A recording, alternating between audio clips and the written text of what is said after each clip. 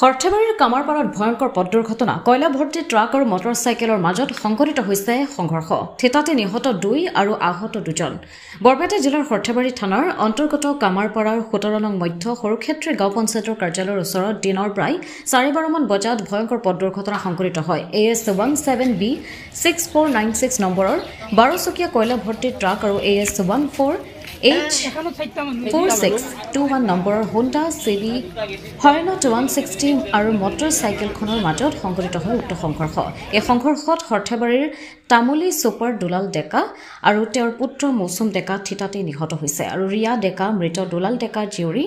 আৰু ৰাহুল দাস মৃত দুলাল ডেকাৰ ভাগিনীক গুৰুতৰভাৱে আঘাত হোৱাৰ খবৰ আহি পৰিছে আৰু তেওঁলোকক বৰপেটা ফকৰুদ্দিন আলী আহমেদ চিকিৎসা মহাবিদ্যালয়লৈ প্ৰেৰণ কৰা হৈছে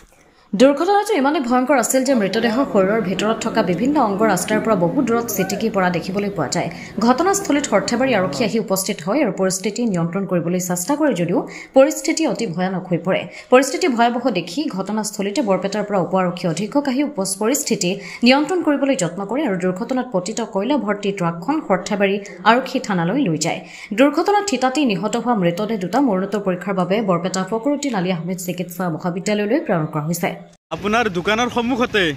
বেগ থৈ গাড়ীৰ সিটৰ কাৰণে যোৱা বুলি কৈছে কি হৈছে আচলতে আপুনি কেনেকুৱাকৈ গম পাইছে কওকচোন সিহঁতে মোৰ মানে গুৱাহাটীত যাব আহি দোকানৰ হৈ এখন যায় এনেকৈ যায় এওঁ মানে গাড়ীৰ চিট আনবা গতিকে বাইকে এতিয়া আছে মোৰ এতিয়া আৰু দুজন মানুহ তাহোন 3টামান আছে আগ হৈ আগবাঢ়ি গৈছে চিটৰ কাৰণে গতিকে আহোন বাচ্চাকেইটাও হৈছে একেলগে যায়ে এনেকৈ আৰু মামে ভাগিনাক এনেকৈ লগ হৈ থাকেতো গতিকে যায় ল'ৰাটো আছে তেওঁৰ গতিকে তাহোন যাই আগবাঢ়ি গৈছে মোৰো দোকানত ভিৰ আছে গতিকে মই তাহোন গৈছে তাৰপিছত বায়েকে ক'ব ধৰিছে যে মোক দাদা এটা কথা হৈছে কি হ'ল যে এক্সিডেণ্ট হৈছে বোলে আমাৰ গতিকে মই যাওঁ বেগকেইটা চাব সেনেকৈ কৈ থৈ গুচি গ'ল আৰু কিছু সময়ৰ পিছতে শুনো যে তাহোন মানে ল'ৰা আৰু তেওঁতো চিৰিত মচছে ট্ৰাকৰ তলত পৰি ট্ৰাক আছিলে নে ট্ৰাক আছিল ট্ৰাকৰ তলত পৰি তেওঁ মাৰা গ'ল তাৰপিছত আহোন ইহঁতে অহাই নাই মইতো দোকানখন ৰখি তাৰ ঘৰকো যাব নোৱাৰোঁ বেগকেইটাও